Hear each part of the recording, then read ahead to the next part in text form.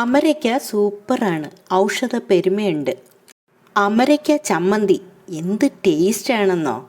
സ്വാദിഷ്ടവും പോഷകസമ്പന്നവുമായ അമരയ്ക്ക ഔഷധ ഗുണങ്ങളിലും വളരെ മുന്നിലാണ്. ഇതിപ്പോൾ റാഗി ദോശയുടെ കൂടെയാണ് വിളമ്പുന്നത്. അങ്ങനെ റാഗിയും അമരയ്ക്കയും ചേർന്ന് ഇരട്ടി ഗുണമാവും. ഇഡ്ഡലി, ചപ്പാത്തി, ചോറ് അങ്ങനെ എന്തിനും പറ്റിയ സൈഡ് ഡിഷാണ്. 1/2 സ്പൂൺ വെളിച്ചെണ്ണ ചൂടാക്കി 5 ഉണക്കമുളക് വറുക്കാം. ഇനി ഒരു ടൊമാറ്റോ ചേർക്കാം.